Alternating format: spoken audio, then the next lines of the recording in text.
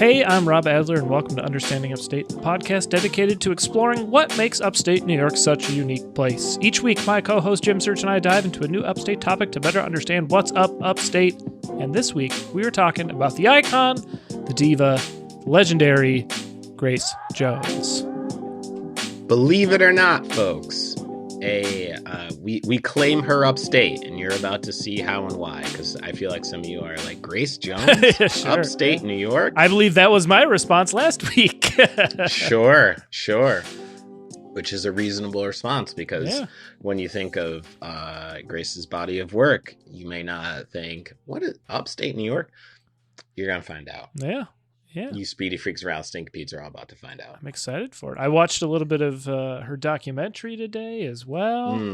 Okay. It was pretty good. My favorite part, Jim, though there's a lot of good parts, but my favorite part, the opening credits, the one top of line credit was hat designer, which is awesome. And let me tell you, Jim, the hats in this fucking thing, holy shit. There's some innovative hat work going on in her doc. And that credit, well earned and well deserved. It jumped out at you and then it earned its keep. It was the kind of thing where I was like looking down at my phone as it was starting, and I looked up and just saw hat designer. I was like, oh, I need to pay attention. You got to lock in. Yep. And I did.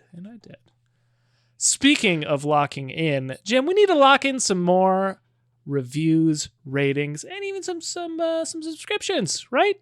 Some follows. Yeah. Whatever you call it on podcasting platforms. Guys, throw us a 5-star rating, write us a positive review, and you can throw in a suggestion for a topic for us to cover on a future episode, as long as it pertains to upstate New York, right? That's the important part. It's got to be you want to target center that to upstate New York. It's true. Do all those things. That helps us out a lot. Again, share an episode with a friend too. That goes a long way as well. And hey, while you're sharing an episode with a friend, maybe buy them a t-shirt. One of our t-shirts. We got our own podcast merch available at understandingupstate.printful.me. Go check out our lovely wares that are wearable. How about that? That's a little wordplay. I'm not mad at it. Yeah. I mean, more to come if I'm on the ball today. We'll see. To be quite frank with you, plenty more where that came from, folks. Plenty more indeed. Well, Jim, I'm jonesing to get to today's topic. Look, see? I think it's going to be a good episode. I think good. So. Should we get on over there? Yeah. Let's go. Let's talk about it. All right.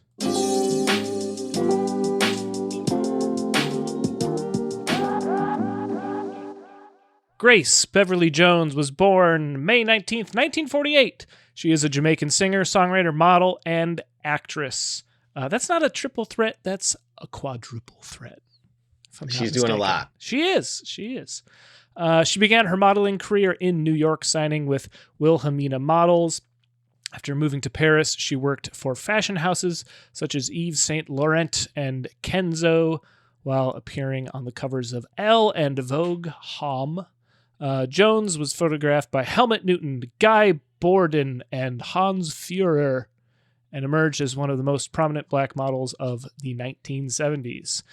She earned recognition for her androgynous appearance and bold features, and has been cited as influential in early discussions of gender expression. Beginning in 1977, Jones embarked on a music career, securing a record deal with Island Records and becoming associated with New York City's Studio 54-centered disco scene. During this time, she was often referred to in the media as Disco Queen, with Jet dubbing her, quote, the greatest of them all in 1979. In the early 1980s, she moved toward a new wave style that drew on reggae, funk, post-punk, and pop music, frequently collaborating with both the graphic designer Jean-Paul Goude and the musical and, dare I say, legendary duo in their own right, Sly and Robbie, who are behind a lot of tracks. And in fact, in the documentary I watched, there's a very fun clip of her yelling at, I believe, Robbie on the phone for not being at the studio. If it's one thing you don't want to do, it is cross Grace Jones. No, they worked it out. Good. Good. I knew they would. They would do it. It was a fun. It was a fun little slice into her life and her partnership with them. She scored top 40 entries on the UK singles chart with "Private Life," "Pull Up to the Bumper," "Love is the Drug," and "Slave to the Rhythm." In 1982, she released the music video collection, a one-man show directed by Good, which earned a nomination for Best Video Album at the 26th Annual Grammy Awards. Whoa. I didn't know they gave out video album Grammys in 1982. Trend setting every day, man. Yeah. I wonder, video album. Like, we all know music videos. What the hell's a video album? I'm going to look into this. That's kind of cool. Her albums include Warm Leatherette, 1980, Nightclubbing from 81, and Slave to the Rhythm from 85. She continued to collaborate with contemporary artists such as Gorillaz and Janelle Monáe, received another Grammy nomination for her work as a featured artist on Renaissance by Beyonce. If you don't know that album. If you're not familiar with that scrappy aspiring artist named Sure. Beyonce. Sure. We're here to let you know about that. Mm-hmm. As an actress, Jones appeared in independent films before landing her first mainstream role as Zula in the fantasy action film Conan the Destroyer, featuring Arnold Schwarzenegger. She has appeared in the James Bond film A View to a Kill. It's a Roger Moore era as Mayday, and starred as a vampire in Vamp from 1986. All of which earned her nominations for the Saturn Award for Best Supporting Actress. Pretty good. In 92, Jones acted in the Eddie Murphy film Boomerang and contributed Great music. movie. I've never seen it. I don't think I've heard of it. I looked at it as like, I've definitely seen the poster. I have not seen this movie. But if it's got your recommendation, I'm gonna throw it on. Well, I must say, it's definitely worth the view as far as a very great film. And it was one of the films, too, that, like, for the time was in, since we still got a few days left, Black History Month, folks. Sure.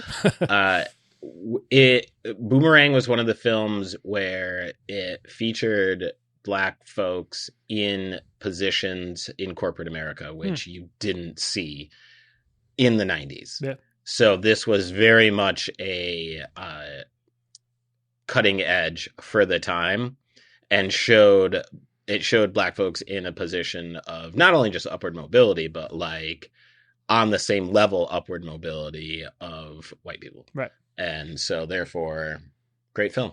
All right. I'm going to check it out. It's 92 Eddie Murphy. That's like height of powers Eddie Murphy. It's got to be pretty good.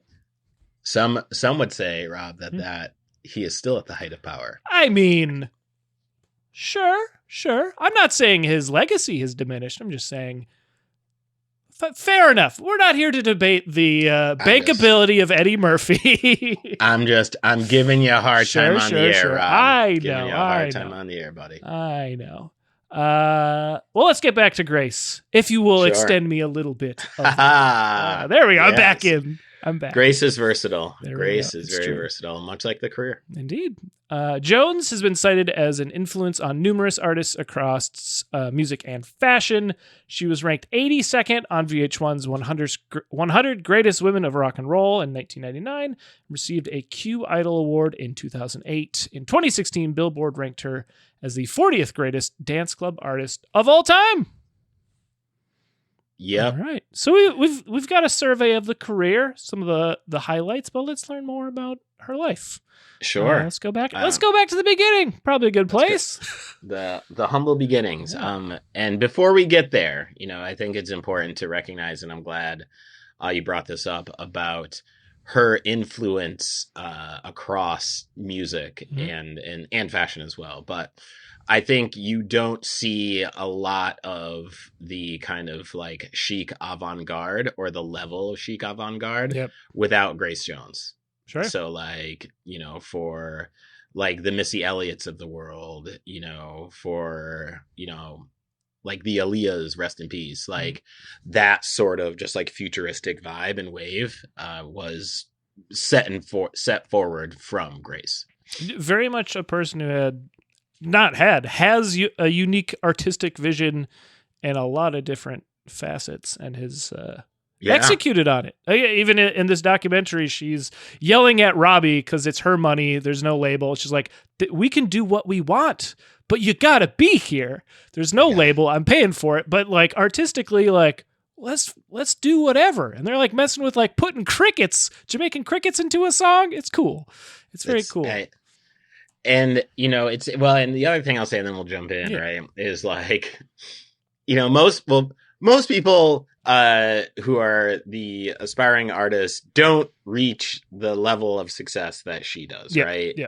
In any one of those, let alone right. four. That's what I'm saying is that like she got to one of them and was like, you know what? I'm gonna do another one. Yep. And then got to that and was like, you know what? Let me do another. Like those sorts of Renaissance talents are a few and far between. And she seems very collaborative too, which is, I think, a hallmark of anyone that can break out from being successful in one area into others, right? Yeah. Oh, yeah. And that's the key is collaboration. Well, let's jump in, right? Let's talk about the beginnings of Grace, 1948 to 73, early life and modeling career. Grace Jones was born May 19th, 1948 in Spanish Town, Jamaica, to Marjorie and Robert W. Jones, a local politician and an apostolic clergyman. The couple already had 2 children and would go on to have 4 more. Robert and Marjorie moved to the East Coast of the United States, where Robert worked as an agricultural laborer until a spiritual experience during a suicide attempt inspired him to become a Pentecostal minister. So we're already laying the groundworks of becoming an artist, Grace. Sure. Here it is. While they were in the U.S., they left their children with Marjorie's mother and her new husband, Pert. Jones knew him as Mas P, or Master P, but not that Master P, this Master P. And noted that she, quote, absolutely hated him, end quote, as a strict disciplinarian. He regularly beat the children in his care, representing what Jones described as, quote, serious abuse. Again, laying the groundwork to become the artist that she is. She was raised into the family's Pentecostal faith, having to take part in prayer meetings and Bible readings every night. She initially attended the Pentecostal All Saints School before being sent to a nearby public school. As a child, Jones was shy and had only one school friend. She was teased by classmates for her, quote, skinny frame, but excelled at sports and found solace in the nature of Jamaica. Now, folks, again, as I said before, what does this have to do with upstate New York? You're about to find out. Marjorie and Robert eventually brought their children, including a 13-year-old Grace, to live with them in the U.S., where they had settled in Lincourt, Salina, New York, near Syracuse. Woo. That's right, baby. Upstate strong. It was in the city that her father had established his own ministry, the Apostolic Church of Jesus Christ, in 1956. Jones continued her schooling, and after she graduated, enrolled at Onondaga Community College, there you go, upstate, majoring in Spanish. Jones began to rebel against her parents' surprise and their religion. She began wearing makeup, drinking alcohol, and visiting gay clubs with her brother. If you ever want your kids to go the opposite direction you want them to go, just be a strict disciplinarian. Just really, really push them as hard as you possibly can in one direction. I guarantee you they will not. At college, she also took a theater class, while her drama teacher convincing her to join him on a summer stock tour in Philadelphia. Arriving in the city, she decided to stay there, immersing herself in the counterculture of the 60s. Again, not surprised. By living in hippie communes, earning money as a go-go dancer, and using LSD and other drugs. Man, This is already sounding great. She later praised the use of LSD as, quote, a very important part of my emotional growth. The mental exercise was good for me. She moved back to New York at age 18 and signed on as a model at Wilhelmina Models. She then moved to Paris in 1970. So already her life is already on a different trajectory. The Parisian fashion scene was receptive to Jones's unusual, androgynous, bold, dark-skinned appearance. Yves Saint Laurent, Claude Montana, and Kenzo Takada hired her for runway modeling, and she appeared on the cover of Elle, Vogue's Homme, and Stern, working with Helmut Newton, Guy Bourdin, and Hans Fuhrer. Jones also modeled for Azzedine Alia and was frequently photographed promoting his line. While modeling in Paris, she met Jerry Hall and Jessica Lange. Hall and Jones frequented Les Cip, one of Paris's most popular gay clubs of the 70s and 80s, and socialized with Giorgio Armani and some guy, Karl Lagerfeld. I mean, just a couple of folks. In 1973, Jones appeared on the cover of a reissue of Billy Paul's 1970s album, Ebony Woman. So it is safe to say that she has lived 17 different lives. Sure. And she has not cracked 25. Yeah.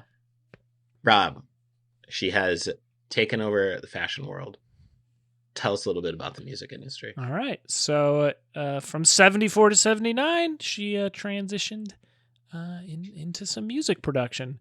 In fact, she was signed by Island Records, who put her in the studio with disco record producer Tom Moulton. Moulton worked at Sigma Sound Studios in Philadelphia, and Portfolio was released. Her album Portfolio was released in 1977. The album featured 3 songs from Broadway musicals: Send in the Clowns, I Gotta Hear This, by Stephen Sondheim. Not the kind of song you would expect on a disco album. But we're going to see. We'll have to find out. Let's see. A little Night Music, What I Did for Love from A Chorus Line, and Tomorrow from Annie. The second side of the album opens up with a 7-minute reinterpretation of Edith Piaf's La Vienne and Rose, followed by 3 new recordings, 2 of which were co-written by Jones. Sorry, and That's the Trouble. Man, what a mix. That Edith Piaf, if you don't know that song by name, you'd recognize it. It's used in many movies for a long time. Let's see. The album finished with I Need a Man, Jones's first club hit. The artwork to the album was designed by Richard Bernstein, an artist for Interview, which I assume is a magazine. I gotta listen to this album. I was listening to some, mostly just the stuff that was on the doc, and there's like live performances that she's doing, and it's more her like later music. This album's going on immediately after this. Sure. Sounds great. Sure. Let's see. In 1978, Jones and Moulton made Fame, an immediate follow-up to Portfolio, also recorded at Sigma Sound Studios. The album featured another reinterpretation of a French classic, Autumn Leaves, by Jacques Prévert. The Canadian edition of the album included another French-language track, which replaced All on a Summer's Night. In most locations, this song served as the B-side of the single Do or Die. In the North American club scene, Fame was a hit album, and the Do or Die Pride Fame side, all 3 different songs, reached top 10 both on the U.S. Hot Dance Club Play and Canadian dance/urban charts. The album was released on CD in the early 90s, but soon went out of print. In 2011, it was released and remastered by Gold Legion, record company that specializes in reissuing disco classic albums on CD. I wonder if they still do. That's a fair wondering. Yeah. Right. Yeah. You hope. You want that. Jones's live shows were highly sexualized and flamboyant, leading her to be called Queen of the Gay Discos. I mean, we can come up with a more creative name, but it's a good honorific.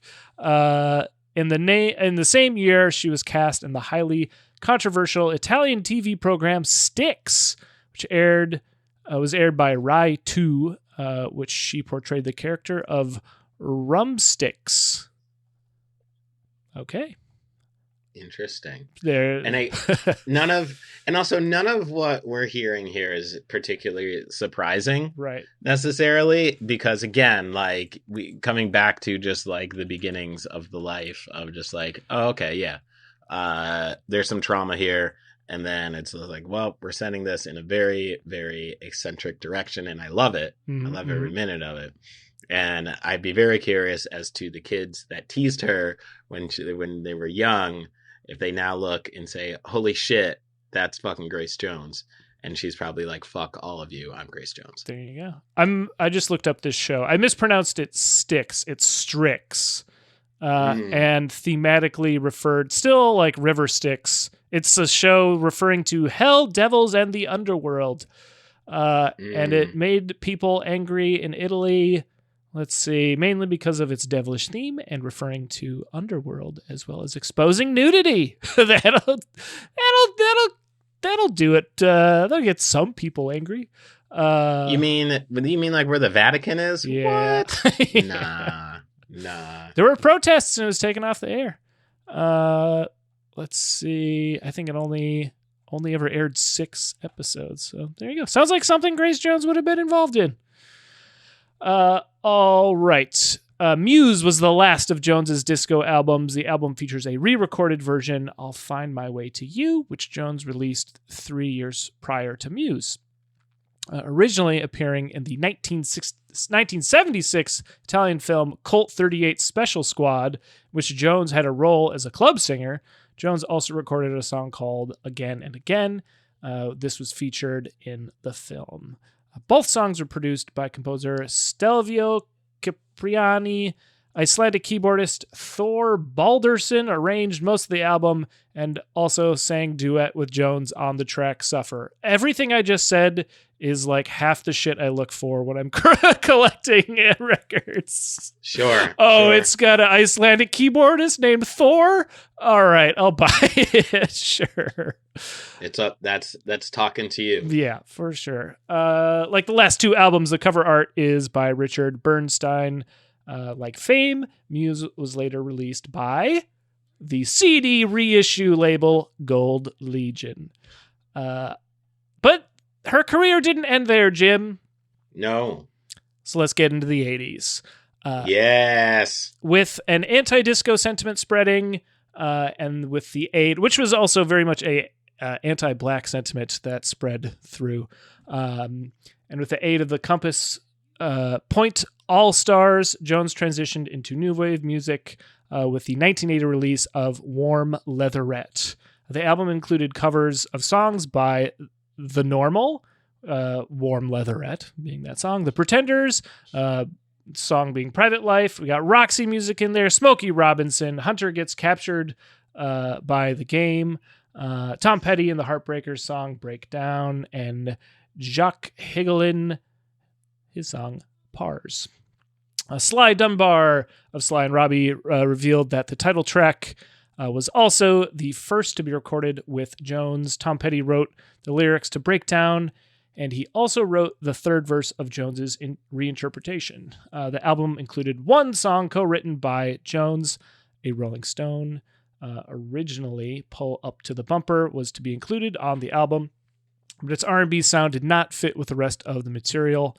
By 1981, she had begun collaborating with photographer and graphic designer Jean-Paul Goude, with whom she also had a relationship.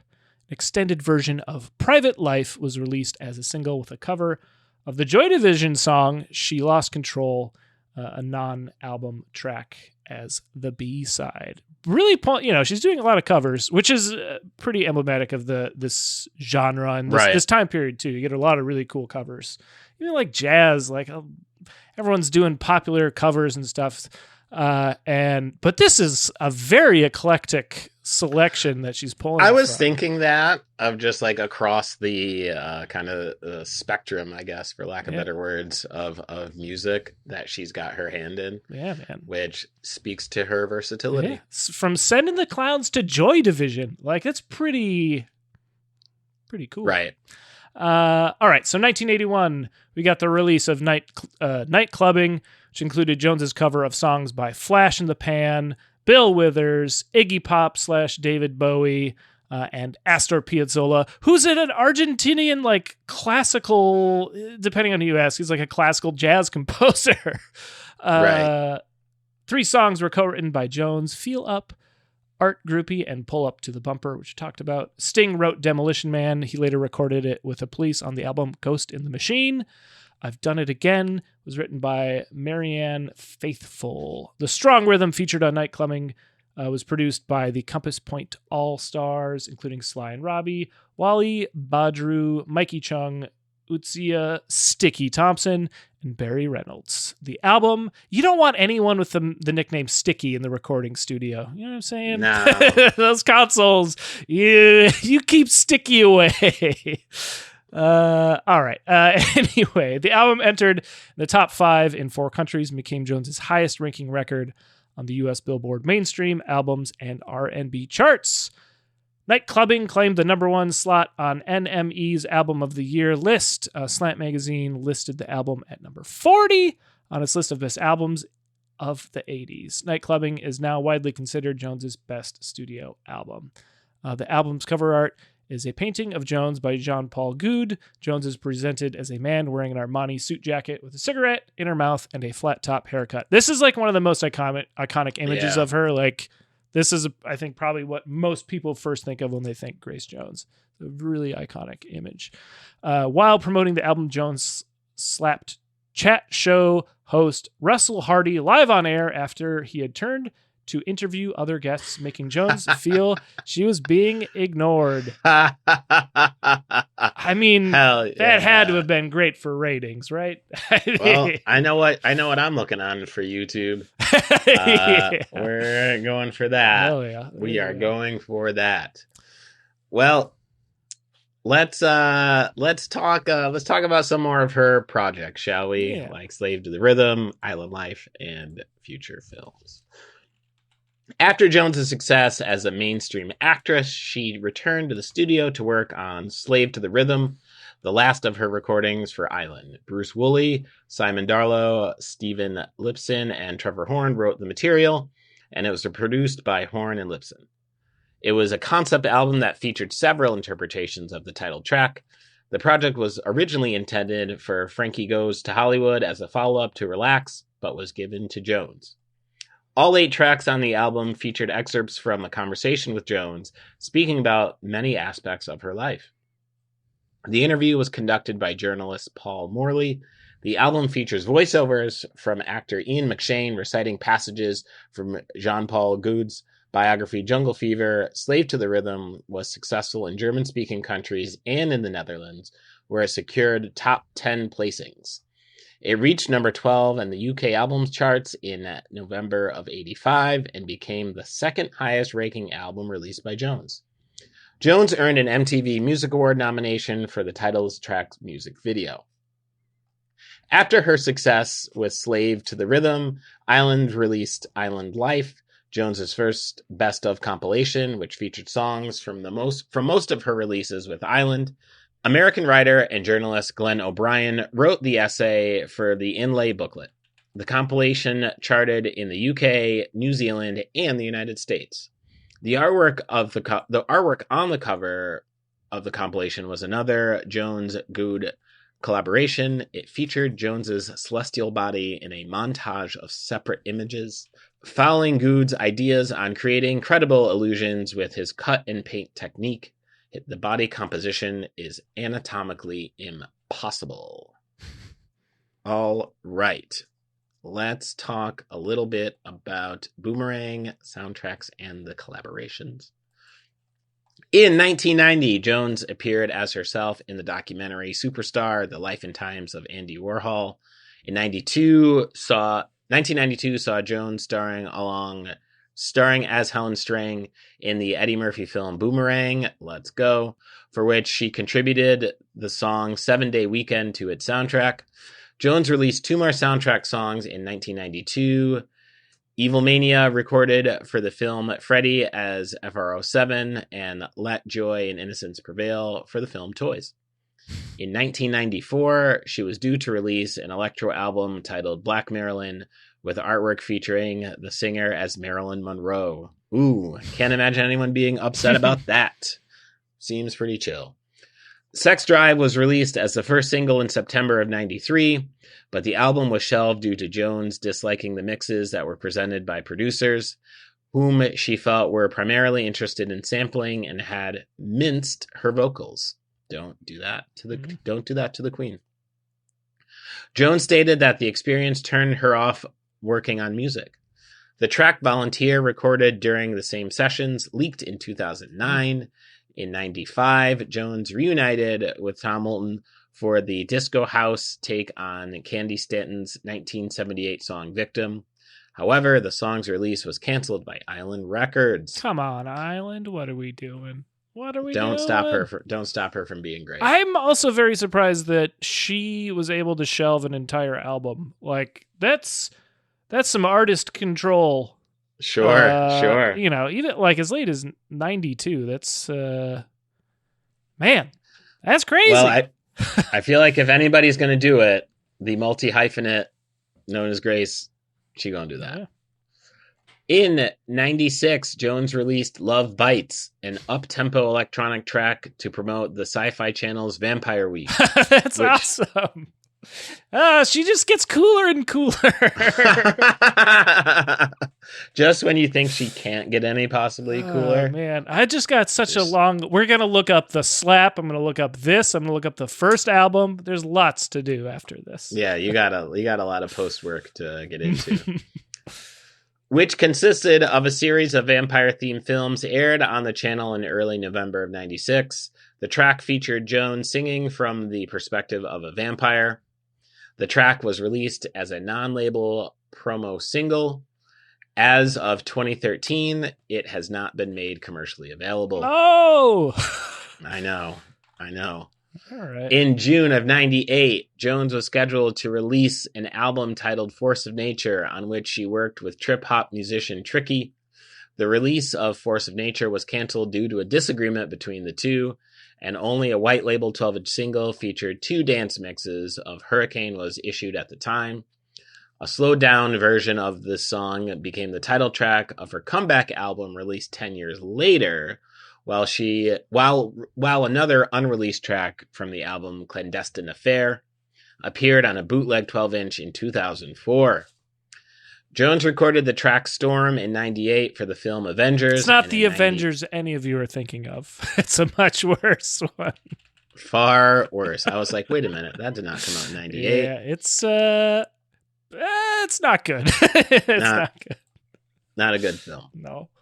And in 1999, appeared in an episode of Beastmaster television series as Umptra Warrior.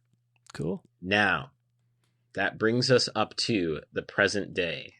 Rob, tell us a little bit about that. All right. So starting in 2017, Jones collaborated with British virtual band Gorillaz, appearing on the song Charger from their 5th studio album, Humans. I think they're like on SNL maybe this week, so it's very timely. We're talking about Sure. We're gonna see the listen spike here. Maybe they'll bring her out, right? Why not? Let's see. In October 2018, Jones received the Order of Jamaica from the Jamaican government. Skip forward to June 2022. Jones served as curator of the 27th edition of the Meltdown Festival. This is the UK's longest-running artist-curated music festival. Jones had been announced as the curator already for the 2020 festival, but due to COVID, it was rescheduled to 2022. During her show that closed the festival, Jones announced that a brand new, quote, African hybrid record was in production and previewed The Sun Shines in Wartime, or Sunshine in Wartime, and Blacker Than Black, or Born Black, from the album. Jones provided guest vocals on Beyonce's song Move for her 7th studio album, Renaissance. On November 22nd, music festival Camp Bestival announced their 2023 lineup, which included Jones alongside Primal Scream, Melanie C., Craig David, The Kooks, The Human League, and others. On July 23rd, 2023, Jones headlined the Music Arts Act at Blue Dot Festival. So active. I think it's safe to say still active. Still doing it. I was going to say, man, what a life. This is a life that the average person is never going to see. Yeah. But yeah. I digress. No. And like they, getting a lot of recognition, later in life too, which, people who are successful earlier on don't necessarily get that until they're gone. So it's pretty cool to see as well. Jim, should we talk about her personal life?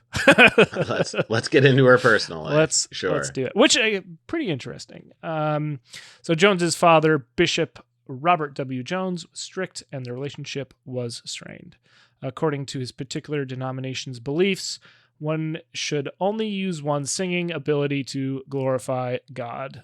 He died. Whoops. Oopsie. Yeah.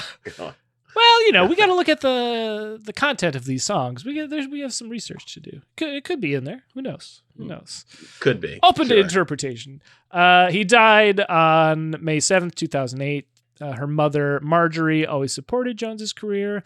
She sings on William's Blood and My Jamaican Guy, in fact, but could not be publicly associated with her music. Marjorie's father, John Williams, was also a musician and played with Nat King Cole. Cool. Wow. All right. Pretty wild. Jones described her childhood as having been, quote, crushed underneath the Bible.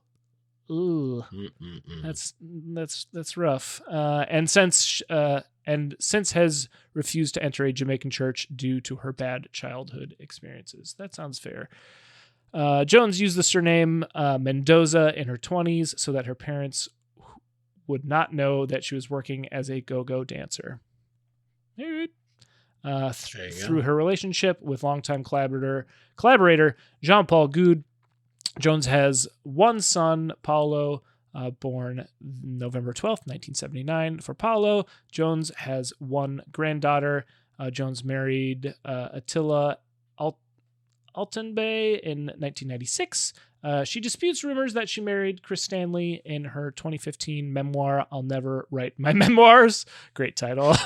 Saying, quote, the truth is, I only ever married one of my boyfriends, Attila Altenbay, a Muslim from Turkey. She spent 4 years with Swedish actor Dolph Lundgren, her former bodyguard. She got him a part as a KGB officer in A View to a Kill in 1985. I forgot he's in that briefly. She started dating Danish actor and stuntman Sven Ole Thorstensen in 1990 and was in an open relationship as of 2007. Jones's brother is megachurch preacher Bishop Noel Jones, who starred on the 2013 reality show Preachers of L.A. Let's add that to the list. I want to watch a couple episodes of that. Yeah, if you want to talk like just going into completely opposite directions, sure. This tracks. Sure. All of this tracks. Well, Jim, that brings us to the end of our survey of Grace Jones's illustrious career thus far. Maybe we'll do a follow-up episode next year. She's up to a lot. So who knows? There might be like 5 more albums to talk about in just a couple. I was going to say, there's no signs of slowing down. It's true. It's safe to say. This episode does need to slow down. We got to get out of here. But before we can do that, you have to subscribe, rate, and review. We're just going to stay on mic until you do it. It's true. It's true. But again, that helps us out a lot. Again, share an episode with a friend. 5-star rating, positive review, toss in a suggestion for a future episode, and we'll do it. We'll do it. We've done it before. We'll do it again. And you know what? What greater feeling is there in the world than wearing a t-shirt for the podcast that you're listening to at that very moment? The synergy between your body and your ears. It's crazy. It's crazy. It doesn't feel better. It true. won't feel better, It's to be true. honest with you. It might even inspire you to be maybe not a quadruple threat, but maybe a triple threat. Not a guarantee, but try it out. Try it out. Yeah, good work. Give it a shot. Good work. Understandingupstate.printful.me for that. Jim. Yes. What else can you recommend to our listeners? All right, so check this out. Let's say you are a true multi-hyphenate, right? You have dominated so many different spheres of art and fashion, and you're just killing the game. And, you're about to drop an album, then all of a sudden it gets shelved. Mm-hmm. Might be by your hand, might be by the label's hand, whatever. Sure. But you're feeling pretty bummed about it. You're pretty down in the dumps. I got to pick me up. I got a real pick me up for you. And it's called Upstate Understandings. It is a tour de force of comedy album. And it's worth buying. It's worth buying. It's worth listening to. It's worth getting into. Jimsearch.bandcamp.com is a place to go pick up the physical copies of it. And yeah, it's just a great album. Produced by Rob Adler, art by Adam Russell, and video by Matt Ely. A true team effort. And jokes by your friend here.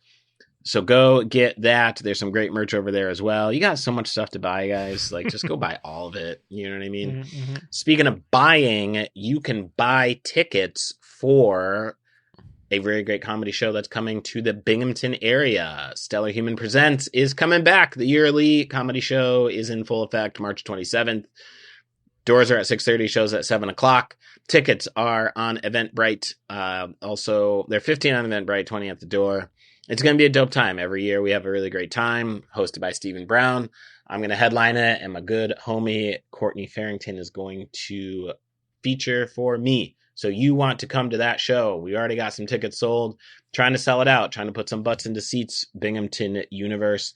So get out there. Enjoy the fuck out of that show. And jimsearchcomedy.com is a good place to go find all the shit that I'm getting into. Rob, they bought everything. Got everything. But yet and still, they have more money to spend. Where the fuck can they do that? Sure. Let's just say you have spent an eternity trying to track down a physical copy of the 1996 Sci-Fi Channel hit Love Bites, of course, the promo song for Vampire Week 96. But you are dismayed to learn that a physical release was never done, and it is a non-label promo-only single. And to add insult to injury, Gold Legion hasn't reissued it on CD. So what are you going to do? Well, you're not going to listen to Love Bites, not yet. You are going to go grab my album because it is available at brooklynfrequency.bandcamp.com. It's called New York Sticky. Honestly, if you like anything that we talked about musically today, you're going to like my album because it's a weird distillation of many things. And you're going to like it. So go grab it. Very Grace Jones-like album. There's disco inspirations there for sure. So some good, we talked about synergy earlier. Some good synergy there. So go grab that. I think that's all I got. So we have 2 orders of business to do to finish this out. The first of those being a hint for next week's episode. Oh, man. Well, we've got a real fast break of an episode, guys. A real fast break of an episode. It's a good pinball machine, NBA fast break, but that's neither here nor there. Yeah. Jim. Yes. I just had a transition in mind, and then I lost it. But I will think of a new up pun in the next 10 seconds to close this out. All right, let's see if you got it. Are you ready? I think so. It's clear that I'm not ready. Well, Jim, I need to go up to the studio and fill in for Robbie of Sly and Robbie because he's not there. You got there. Pretty good. There we go. You landed the plane. Yeah. You landed the plane. We lost a wing. But it landed. You got there, dude. That's true. Bye.